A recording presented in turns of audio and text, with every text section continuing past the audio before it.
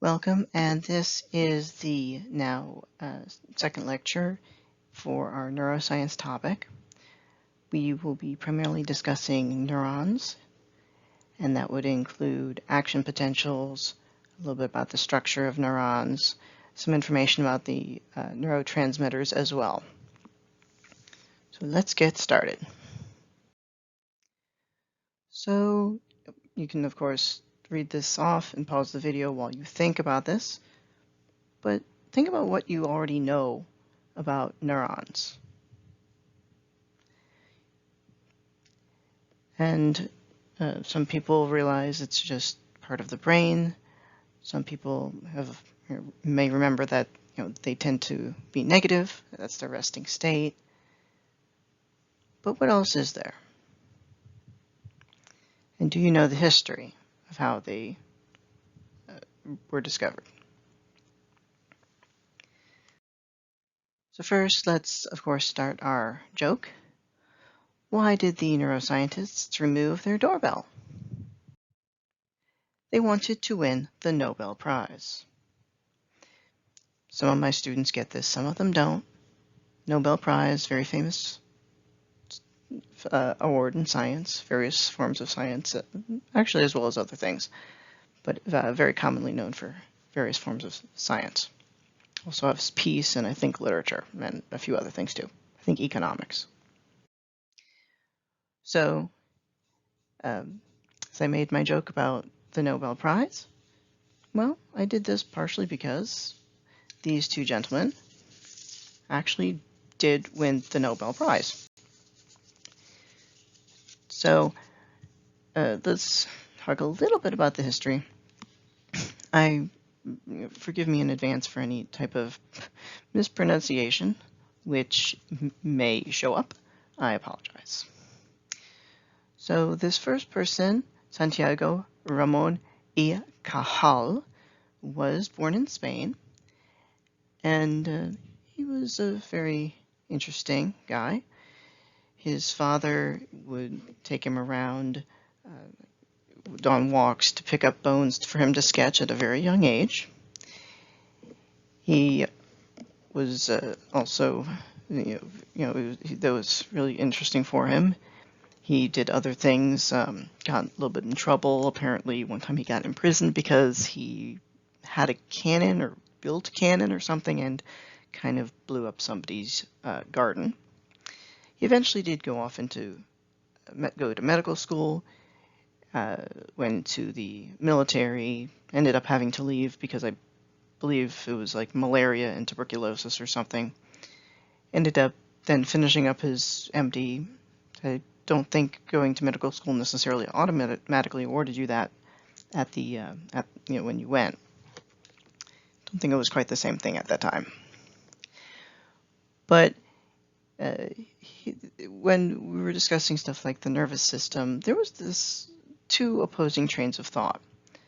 One of the trains of thought was that nervous tissue is more like a net of connected fibers. Then there was this other group of people who believed that no, the nervous system, it was made up of little individual cells. So Ramón y Cajal was one of the people who believed it was probably made up of cells. And nothing could really be done about these theories. Nobody could prove it or anything until Camillo Golgi, who you probably recognize the name Golgi. He was very into making stains. If you guys have ever attempted to do biology, or maybe in your future, you might, especially if you go to medical school or anything else, you might learn that or realize that not all cells stain quite the same way. So different stains were needed to, I basically isolate different cells is what it comes down to. And Golgi created a stain, which then was used to to stain nervous tissue to see what was actually going on. And Ramon y Cajal discovered that his theory, well, I shouldn't say his theory, he didn't create it, but he was a supporter of it. Actually, there were individual cells that made up the nervous system. And he would go on to find out that these were the structural units of the nervous system. Eventually, he and Golgi did share a Nobel Prize in the very early 20th century. I believe it was like 1906 or so, due to this discovery. Golgi was one of the people who thought it was a net. Well, he also still was able to share in this because he helped create the stain. Lots of other people did eventually do work on the nervous system and won various other forms of awards. But this is really where a lot of it started. And for those of you who are going into medical school, the whole thing about the stains, you'll learn so much about that in your histology courses if you choose to pursue that route. So here is a basic structure of the neuron. This is kind of stylized. We've got two neurons here. This is one of them. Here's the other one. But this will help us show a little bit about what's going on a little bit. We'll be getting into more details in a few slides. So right here we have the dendrites. These dendrites here basically help get information into the cell. These guys are the listeners, is what some people call them. They get the information and just bring it in. And if it's enough information that comes in, we end up triggering like an action potential. But for the moment here, they're just the listeners. Get into the action potential in a little bit. Here is the soma. Just like every other cell, we have an area where, well, the things that need to actually keep the cell running are there. And this includes the nucleus, there's some mitochondria hanging out, various other forms of work, and materials are all, anything to make the cell work is kind of in there. This whole thing, which is where the action potential is eventually going to go, but this is an axon. And you'll notice that here we have little white things and little breaks, little white breaks, blah, blah, blah, blah. This white stuff is called the myelin sheath. We'll get more into that in a little bit. But they do help with insulation and help with conduction. These little gaps in the white, these are the nodes of Ranvier. And this is the only place where the actual depolarization, which we're going to discuss in a little bit, actually can occur. And that's what the purpose here is. It's much more convenient to run it this way. It actually saves the cell some energy, for example. But these are the only place where the conduction can actually occur, the depolarization. Eventually, as we get up here, this is the rest of the axon. The various axon terminals. A lot of the smaller neurotransmitters are basically made here. And the bigger ones basically finish their production here. Here is the synapse. You can't quite see it just yet. I've got a better photo on another slide, where these two guys are not actually touching. There is a small gap between them. And that's where this guy is sending messages to this guy. And hopefully we'll produce another action potential. Now in this one, we just can see the second thing. Here's their dendrites. As you see, the dendrite and the axon terminal are right there.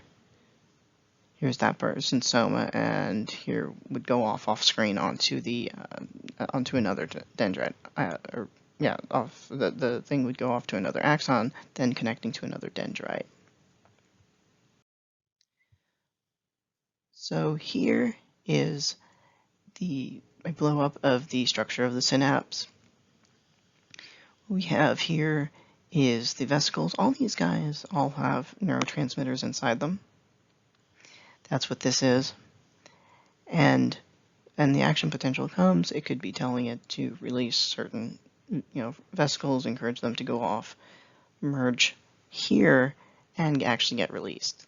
Here's the neurotransmitters in this synaptic gap, and here are the receptors for them.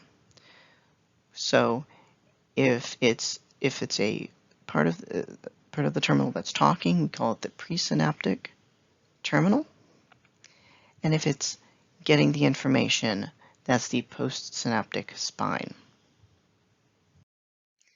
Okay, so I'm not sure how good all of y'all's biology courses were, or if they even mention this, but you'll learn a lot about this if you go into cellular biology. They'll cover this quite a bit.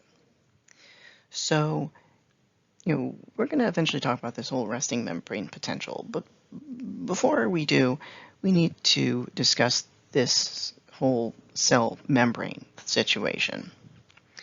The parts of the membrane are created by this phospholipid bilayer.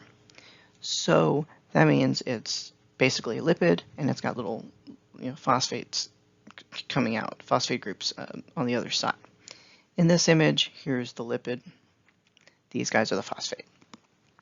Now, anybody who's played a lot with fat and tried to put it in water, they know fat doesn't exactly dissolve really well. It will usually tend to form little clumps. That's kind of what's going on here. These are the lipid parts. They don't want to be anywhere near water. They're going to hang out with themselves instead and turn their hydrophilic, philic means liking, so water liking section onto the other side. Both external for the external part of the cell as well as the internal part of the cell. Now this can be great, but sometimes some things don't go in and out as well as one would hope. So sometimes things that need to come in or need to come out, well, they need additional help through protein channels.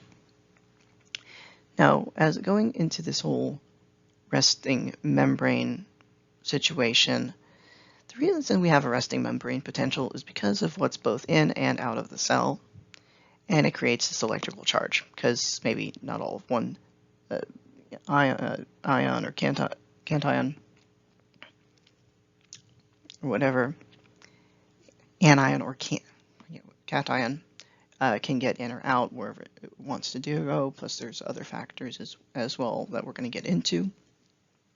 But the long and the short of it is the cell membrane keeps a whole lot of sodium on the outside and a whole lot of potassium on the inside.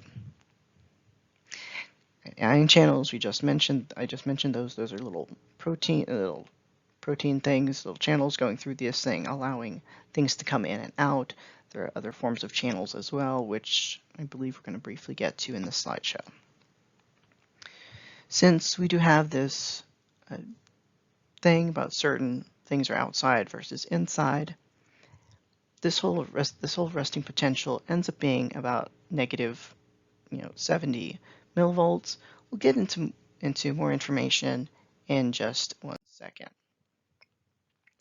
So here is when I was basically talking about how we're going to get into this. And here we are. We've got extracellular, we've got sodium, we've got the potassium. This is some miscellaneous large negative particle. But sometimes you can see that it's really easy to come in and out. But overwhelmingly, this guy's potassium is going to hang out in here and a little bit outside, and sodium's going to mostly hang out here because we've got other pumps going on to make sure that remains. That's the sodium-potassium pump.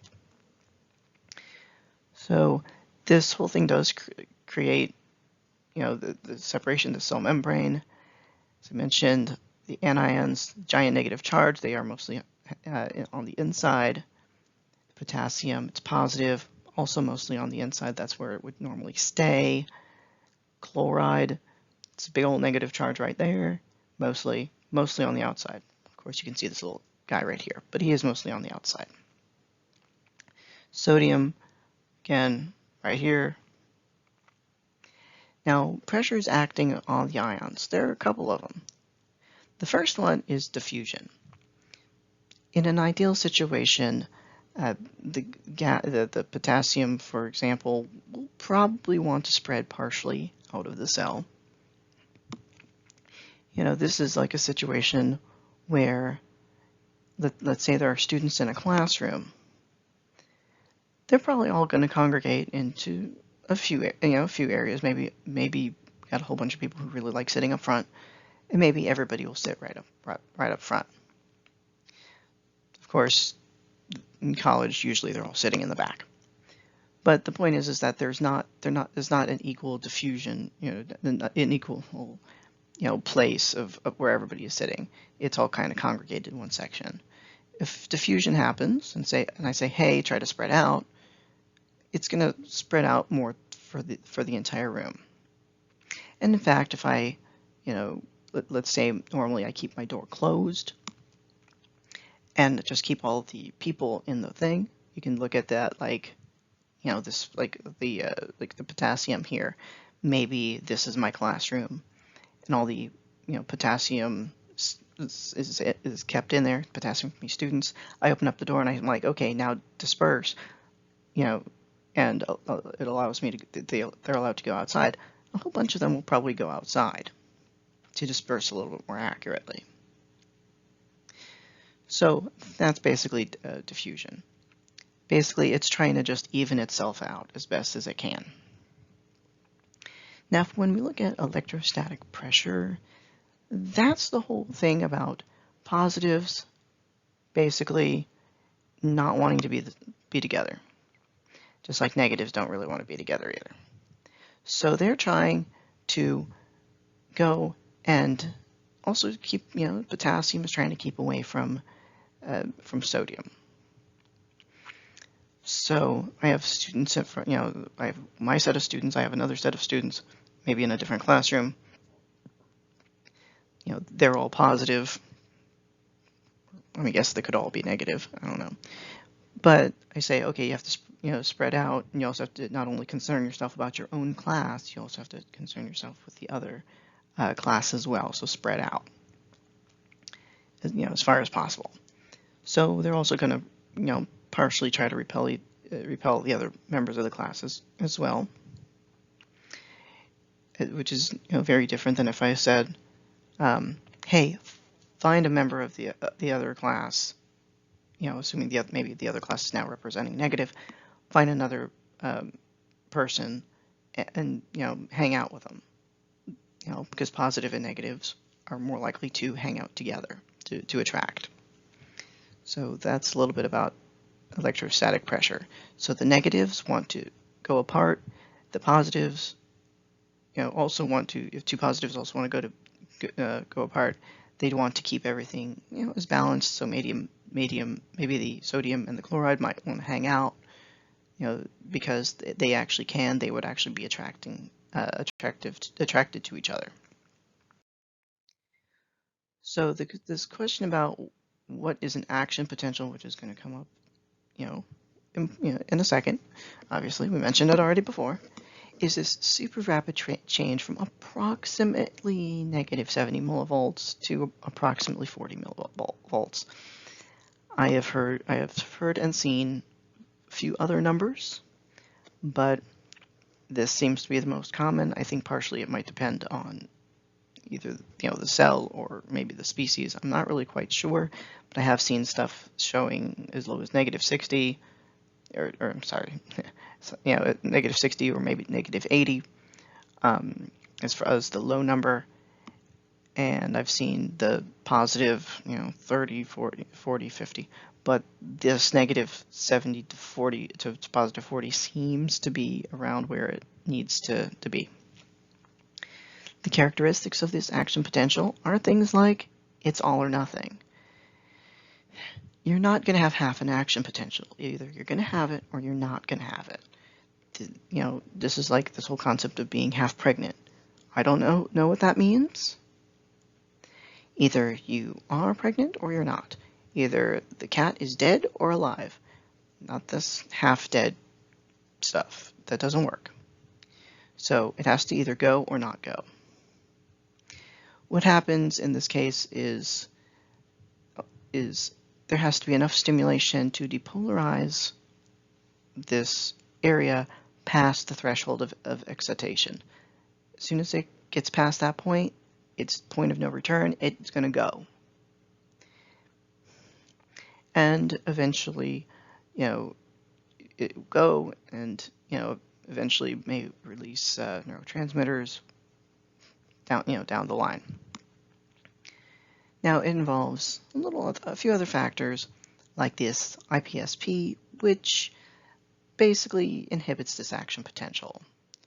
It could be moving the positive ions out of the cell or negative into the cell. It's doing whatever it can to keep it from firing. Now this excitatory, this EPSP, it's positive into the cell or whatever it does to push this towards that threshold. Now, as I mentioned, this is either all or nothing. It's entirely possible that that something's not going to fire.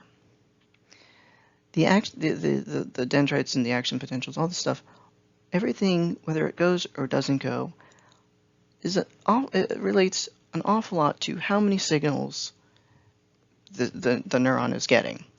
And yeah, it has to be over a certain time over a certain location to actually get enough thing to actually activate that all or nothing charge and fire the action potential. In this one, we have a few things going on here. This one is the inhibitory postsynaptic potential, what happens when that occurs. Here we have the excitatory and then the normal. So if you notice with this inhibitory, it is going negative. Our goal is to get right here to the threshold of excitation, and it's going in the opposite direction. So whatever is going on here is making it more negative, and eventually it's going to disperse out to do whatever, and then get to that baseline right there. With the EPSP, in this situation, this red one, is something's going on. It's exciting this whole thing, but it hasn't quite gotten to the point of no return, which is at this threshold quite yet. So it's trying, and it's failing. Kind of a little bit hard to do there. So in this case, in the case of something that does meet the threshold, we have an action potential. Action potential is basically the change in neuron potential. That's what happens as to what's going on. Yeah, it says all sorts of weird things on that slide, but the action potential should just be the change in neuron potential. What happens somewhere around here, threshold of excitation, is that the sodium channels start to open. These do pay attention to the voltage that's in the area. It does start to depolarize starts to go right up here. So what's happening is the sodium is starting to maneuver. It's coming into the cell. Part of that is the diffusion. Part of that's electrostatic. So that is what is going on right in there. So here we have the peak, and in the peak, somewhere around here, the sodium starts to close. But before it does that, somewhere around here, the potassium starts to open, and that's what's going to help with this part here. But the potassium is also voltage gated, and it goes and starts to trigger when it hits a certain number. It takes sometimes the potassium channels a little more time to start doing what they got to do.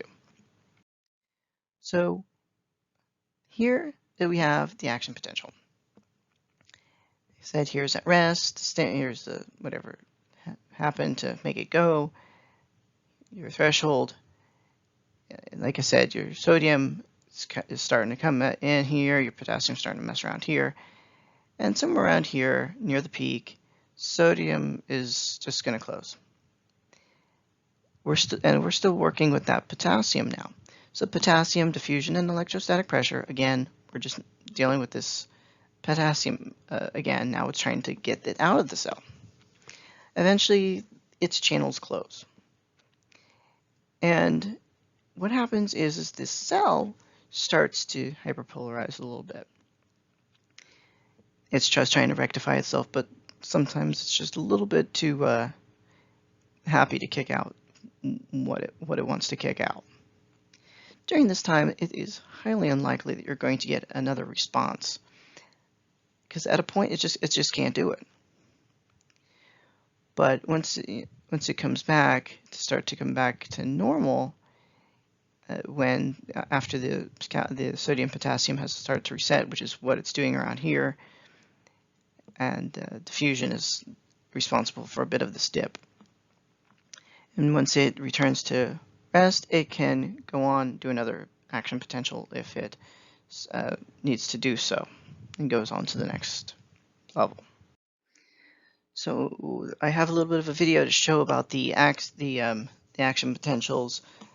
It's not letting me record over this very well, but it's going to start off with a visual of the brain. You're going to see electricity zoom in from neuron to neuron, and then you're going to eventually see a blow up of the ions that are going in and out of the cell. Show what that is. Eventually, you're going to go off and see the axon terminal, have it release the neurotransmitters, how the receptors open up, and we'll go on from there. So, sorry, you can't do a voiceover very well on this one, and there was none.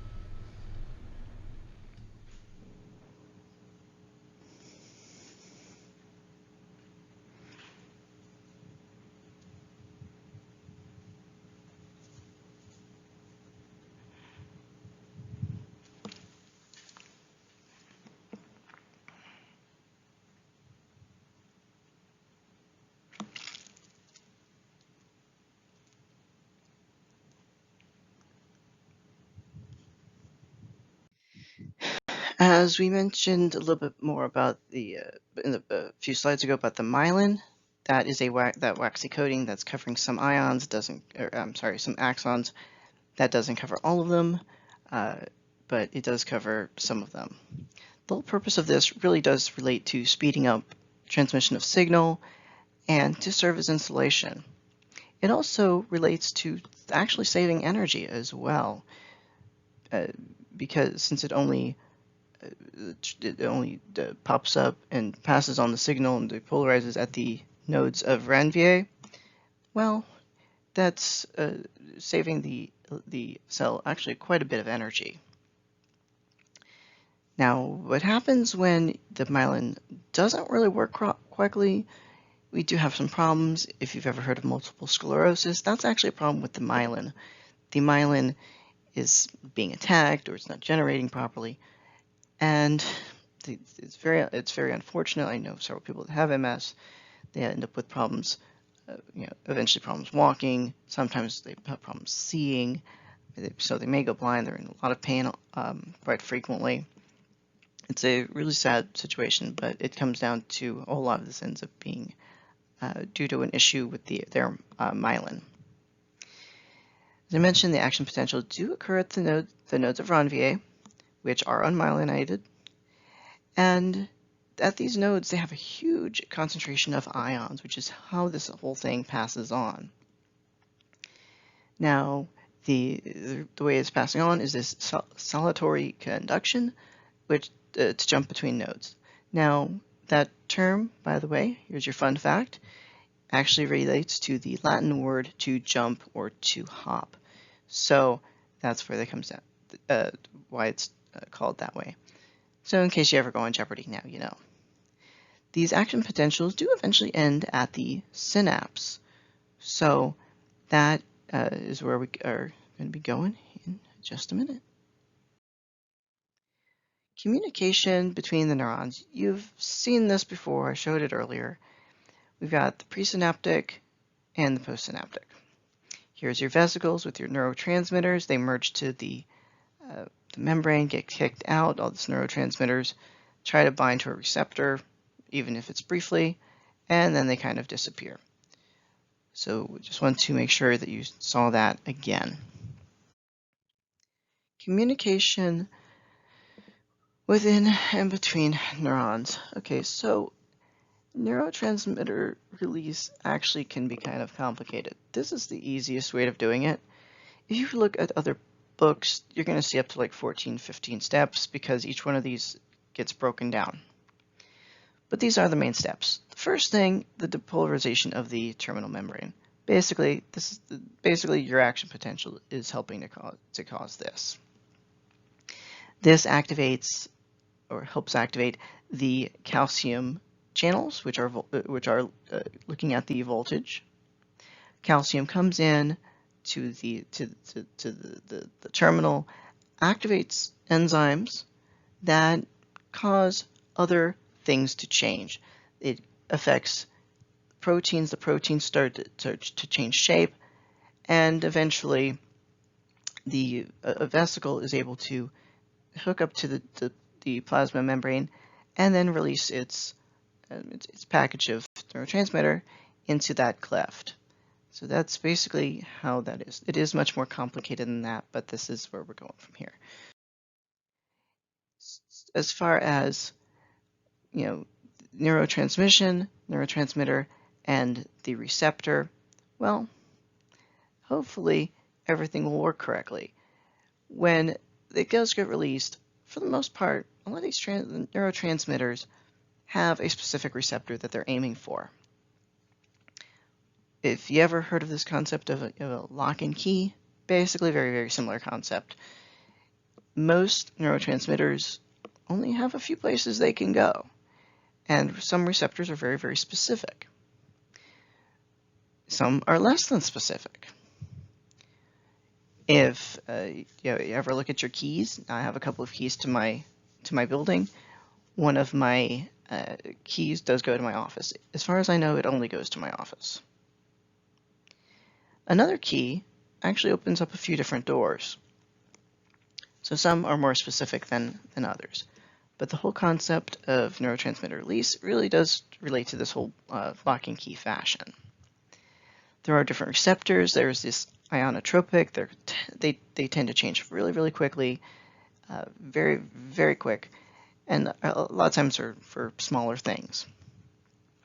Metabolotropic, they are slower. They take some time. They usually require another thing to get involved, called a G protein. It comes in and helps it out to make whatever modifications it needs to be to do whatever it needs to do for its job. When a neurotransmitter bounces to this receptor, hopefully it will result in either an IPSP or an EPSP in the receiving neuron. That's really that happens with that. There are a lot of neurotransmitters. Here are a few of them. Acetylcholine has been around for, it's the oldest one that's known, involves a lot of movement. You see that a lot in the PNS. Dopamine, I think everybody's pretty much heard of dopamine. It tends to relate to your attention and your reward system. If you have too little of it, you get Parkinson's. Too much, you may get schizophrenia, that type of thing. GABA, it's inhibitory. It relates to anxiety and pain management and various other things. Glutamate It's excitatory. Histamine, if you have allergies, you know more about this than you want to. It helps you keep you awake, as well as works with your immune system. Norepinephrine works with adrenaline, basically the same thing. Increases blood pressure and such under stress. Serotonin is very commonly known for dealing with depression and mood. If you ever heard of selective serotonin reuptake inhibitor, SSRI, that's what it's all about, right there. Neurotransmission. So neurotransmission, this is a decent little drawing. So many steps, so busy. Here we go, we're basically just summarizing. So big things like the vesicles and such are going to be synthesized in part, at least at the soma. It's going to be transported down into the terminal. And you get, so now you're at the terminal. And the smaller neurotransmitter is probably going to be more likely to be created here, while the bigger ones get finished off here, basically. So see, we have the action potential coming in. That is allowing the calcium to come in because it's been affected by the channels have been affected by that. So the calcium comes in. Calcium comes right on over here. Allows things to be mucked with, allowing these guys, the vesicles, to come in and release the neurotransmitter. From that, some of them are bouncing around, hopefully hitting up their receptor and cause their next set of activity. So what happens next? Well, partially depends on their neurotransmitter. Either way, it has to terminate. Now, in some neurotransmitters, they start to break down here, and others, they have to be taken back up and broken down there. It really depends on the neurotransmitter. In some case, part of them gets transmitted, and some of them gets reuptakes, or some of them gets broken down, and then it moves into another location to break it down the rest of the way. And then it gets rebuilt, put it back into a vesicle, and get ready to go again. I have another little video for you. This is basically a little bit of a summary of what we just went over with as far as how they signal each other. Communication between two neurons begins when an electrical impulse called an action potential travels along the axon of a presynaptic neuron toward the axon terminal. The action potential cannot cross the synaptic space. When it reaches the axon terminal, it causes membranous sacs called vesicles to move toward the membrane of the axon terminal. The membrane of the vesicle fuses with the membrane of the axon terminal, enabling the vesicle to release its contents into the synaptic space. The molecules released from the vesicles are chemicals called neurotransmitters. They drift across the synaptic space and bind to special proteins called receptors on the postsynaptic neuron. The binding of a neurotransmitter to its receptor can trigger an action potential in the postsynaptic neuron. That electrical signal then moves toward the cell body of the postsynaptic neuron. Now that the neurotransmitter has relayed its message, it releases from the receptor into the synaptic space. Some of the neurotransmitter is degraded by enzymes in the synaptic space, and some of the neurotransmitter is carried back into the presynaptic neuron through transporter proteins. The neurotransmitter that is taken back up into the presynaptic neuron is then repackaged into vesicles that can be released the next time an action potential reaches the axon terminal. The entire process repeats each time an action potential reaches the axon terminal of the presynaptic neuron.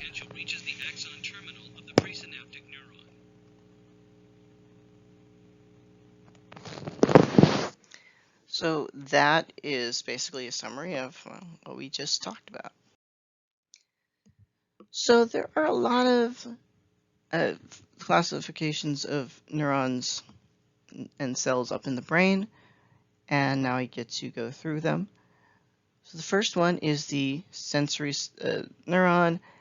Anything that is coming in to the cell is coming in through that way. That's its main function. It doesn't actually do any type of motor or anything else. This is just basically a one-way ticket to say, hey, this is what we're sensing. But there are, of course, other cells, but the sensory neuron cannot communicate with, say, the motor neuron, which I'm going to mention in a minute. It can't communicate directly. It has to go through this intermediate, which is this interneuron. Basically, that's the job of this. The interneuron gets this information from the sensory neuron and says, okay, maybe we might need to move, which when we discuss reflex arcs, which we're about to get, you'll see a little bit more about this in action. But the sensory neuron, whose entire job is just basically getting information, passes it on to the interneuron. Interneuron is that go-between, while the motor neuron actually does control the movements of your muscles. So that. And just goes through that, this guy in red, all the way there. And that is sensory, interneuron, and motor neuron. So the eternal question is, how many of you have burned on yourself on a hot stove? Probably a fair amount of you have burned yourself on a hot stove. And if you didn't, that's okay, because I'm just going to assume that your parents were paying way more attention to you than they were to me, or other people who've, well, burned themselves on a stove. But let's see a little bit more about this reflex arc, because that motor and sensory neuron stuff is what it all comes down to.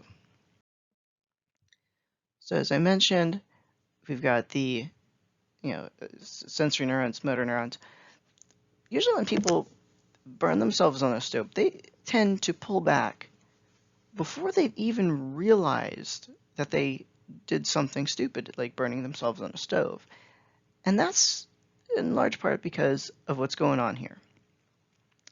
So the interneuron, can hang out, it doesn't only hang out here, it hangs out all the way back here.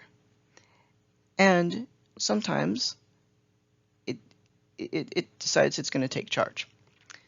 So here we have a source of heat, candle, whatever, doofus person here, touches it, burns himself, and pretty much immediately they're pulling away. The pain hasn't even hit their brain yet.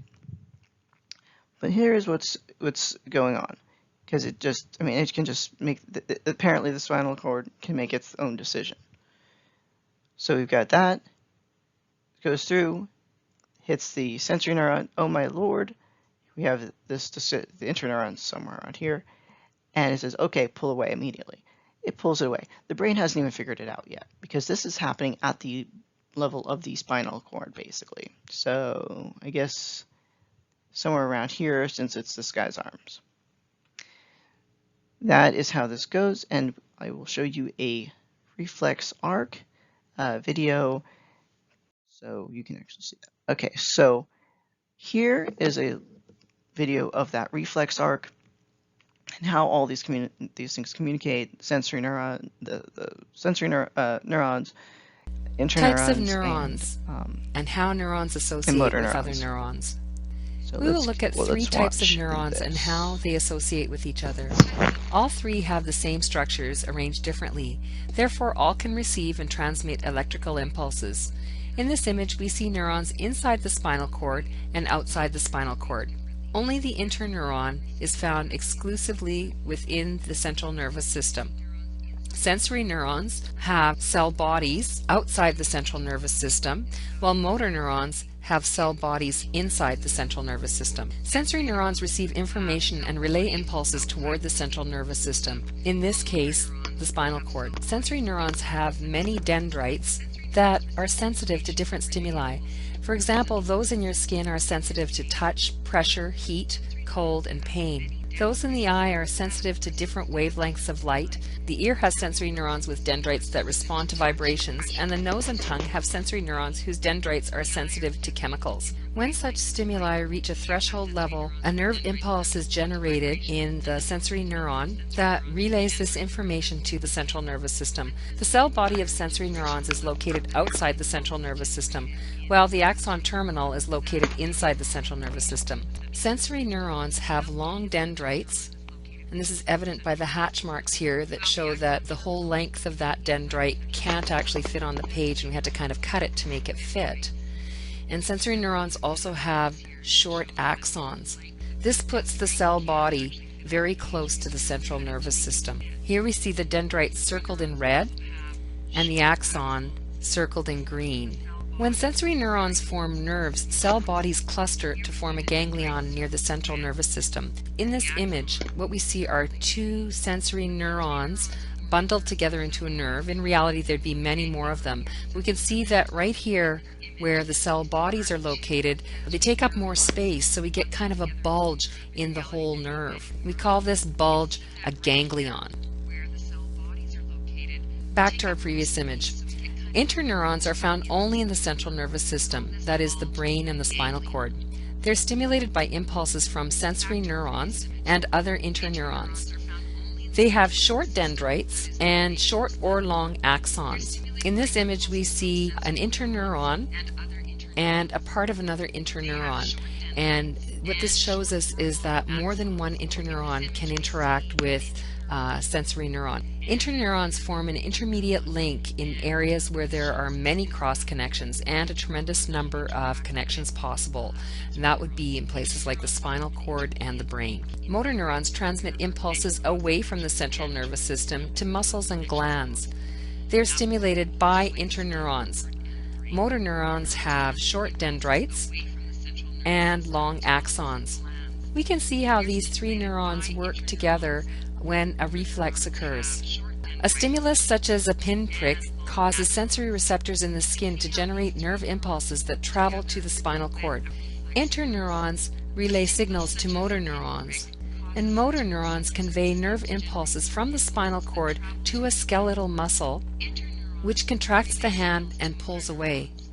Simultaneously, a nerve impulse traveling along another interneuron relays information about the stimulus up the spinal cord to the thinking part of our brain, and we become conscious of the pain. That interneuron is not shown in this diagram. A reflex allows the body to make a quick response to a harmful stimulus before we're even consciously aware of the problem. So when we prick our finger, the impulse travels along the sensory neuron to the interneuron, and the interneuron very quickly relays the information to the muscle so that we pull away. But at the same time, a much greater distance is covered with another interneuron transmitting the information from the sensory neuron up to the brain. So as a result, with the reflex, we would prick our finger and pull away before we were even conscious of the pain. So the sequence events might be prick our finger, pull away, and say ouch. In this video, we've looked at the three types of neurons and the relationship between them in a reflex arc. In our next video, we'll take a look at how the nerve impulse is actually transmitted.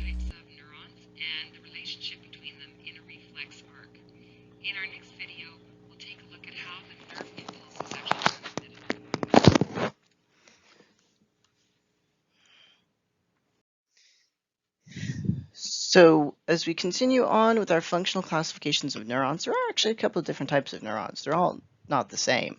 The multipolar neuron is the most common. It's the guy on the bottom here. Then we have the bipolar neuron, which mostly looks at sensory perception. The phrase bipolar just means two poles. It doesn't mean there's some type of psychiatric issue at all. It just means that there are two poles. Unipolar, which is it just has the one axon, no dendrites. Basically, it just transmits things from one to another, body to brain. Other cells that are hanging out in the brain include glial cells, including the oligodendroglia, which is in the CNS, and Schwann, which is in the PNS. Basically, they both do the same thing, mostly in the production of myelin. The microglia, they are mostly involved in waste removal. Cells do produce an awful lot of waste, and that's what it is really coming down to. The astrocytes, not only do they maintain the chemical balance, they help the neurons stay alive, help give support, they also remove waste too. A lot of waste going on. They also help repair anything around here that might need to be repaired, at least as best as they can. They also have this thing called the blood-brain barrier. Not sure how many of y'all ever went to Epcot and experienced, Body Wars.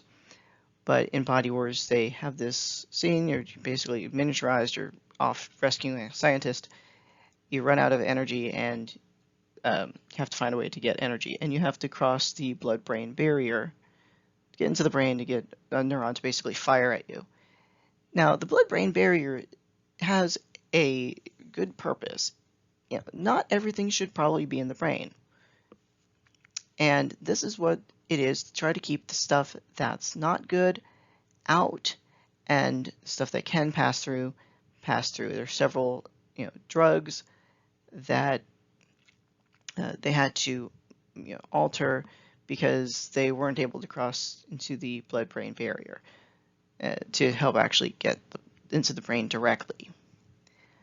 But these astrocytes do a pretty good job, and trying to keep the good stuff away from the brain, and the bad stuff away from the brain, the good stuff letting it pass through.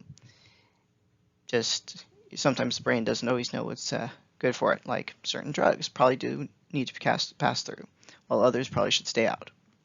But some of them pass through when they really shouldn't. But that's the astrocytes right there. So here are a few discussion questions you guys can figure out.